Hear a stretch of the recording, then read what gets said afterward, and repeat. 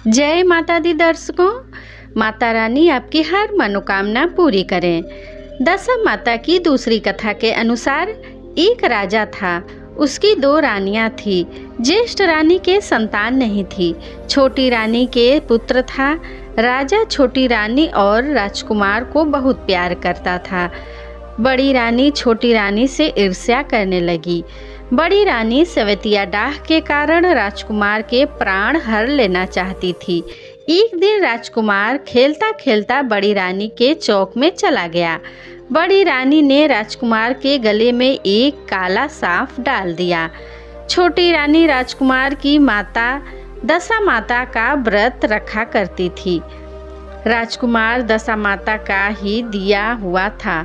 दशा माता की कृपा से राजकुमार के गले का सांप अपने आप ही सरक कर चला गया। दूसरे दिन बड़ी रानी ने राजकुमार को 20 मिले लड्डू खाने को दिए। राजकुमार जैसे ही लड्डू खाने को हुआ तो दशा माता ने दासी का रूप धारण कर उसके हाथ से लड्डू छीन लिया। बड़ी रानी का यह वार भी खाली गया। रानी को बड़ी चिंता हुई कि किसी भी तरह राजकुमार को मारना चाहिए। तीसरे दिन जब राजकुमार पुनः उसके आंगन में खेलने गया तो रानी ने उसे पकड़कर गहरे कुएं में ढकेल दिया। चूंकि कुआं बड़ी रानी के आंगन में बना था, इसलिए किसी को भी पता नहीं चला कि राजकुमार कहाँ गया। उत्तम जलाशय, शुद्ध स्वच्छ मकान तथा ऐसी ही दिव्य वस्तुओं में सदैव दशा माता का वास रहता है। जैसे ही बड़ी रानी ने राजकुमार को कुएं में ढकेला तो दशा माता ने उसे बीच में ही रोक लिया। इधर दोपहर हो जाने पर राजकुमार के न लौटने पर राजा व छोटी रानी को चिंता सताने लगी। इधर दशा माता को इस बात की बड़ी चिंता हुई कि राजकुमार को उसके माता पिता के पास किस प्रकार पहुंचाया जाए। राजकुमार की तलाश करने वाले कर्मचारी निराश होकर बैठ गए। राजा व छोटी रानी पुनः शोक में रोने लगे।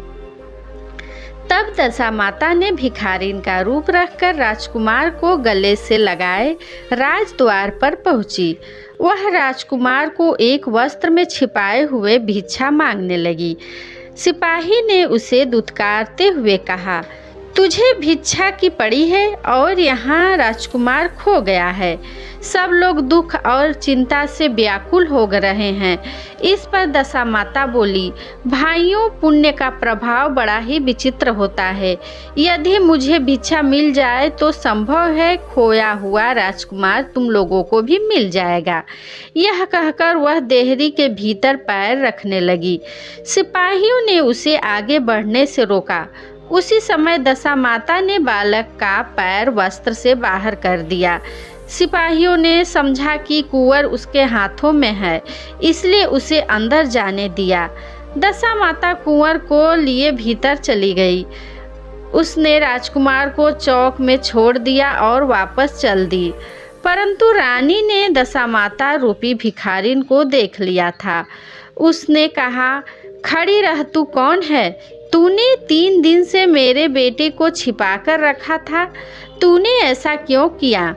तुझे मेरे प्रश्न का उत्तर देना ही पड़ेगा। दशा माता उसी क्षण ठहर गई। उन्होंने बताया, मैं तुम्हारे पुत्र की चोरी करने वाली नहीं हूँ। मैं तो तेरी आराध्य देवी दशा माता हूँ। मैं तुझे सचेत करने आई हूँ कि तेरी सौत तुझसे ईर्ष्या द्वेष रखती है। वह तेरे पुत्र के प्राण हर लेना चाहती है। एक बार उसने तेरे पुत्र के गले में काला सांप डाला था, जिसे मैंने भगाया था। दूसरी बार उसने इसे 20 के लड्डू खाने को दिए थे, जिन्हें मैंने उसके हाथों से छीन लिए थे। अब की बार उसने राजकुमार को अपने आंगन के कुएं में ढकेल दिया था और मैंने इसे बीच में ही रोककर इसकी रक्षा की है। इस समय मैं भिखारिन के वेश में तुझे सचेत करने आई हूँ। यह सुनकर छोटी रानी दशा माता के पैरों पर गिरकर क्षमा मांगने लगी।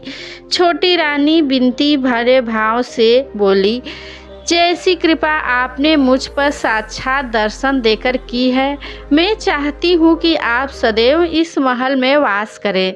मुझसे जो भी सेवा पूजा बनेगी सो मैं करूँगी। इस पर दशा माता बोली, मैं किसी घर में नहीं रहूँगी। जो श्रद्धापूर्वक मेरा ध्यान स्मरण करता है, मैं उसी के हृदय में वास करती हूँ।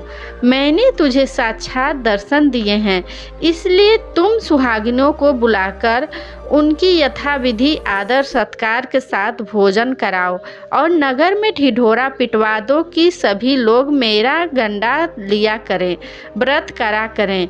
इतना कहकर दशा माता अंतर्ध्यान हो गई। रानी ने अपने राज्य की सौभाग्यवती स्त्रियों को निमंत्रण देकर बुलाया और उपटन से लेकर शिरोभूषण श्रृंगार तक उनकी यथाविधि शुश्रूषा करके गहने आदि देकर भोजन कराकर विदा किया। उसने अपने राज्य में ढिढोरा पिटवा दिया कि अब से सब लोग दशा माता का गंडा लिया करेंगे। बोलो दशा माता की जय। दशा माता की तीसरी कथा के अनुसार एक सास बहू थी। एक दिन सुबह सुबह सास ने बहू से कहा, जाओ आग लाकर भोजन बनाओ, बड़ी भूख लगी है। बहू हाथ में कंडी लेकर आग लेने गांव में गई। उस दिन गांव भर में दशा माता की पूजा थी, इसलिए किसी के यहाँ से भी उसे आग नहीं मिली। वह खाली हाथ लौटकर आई।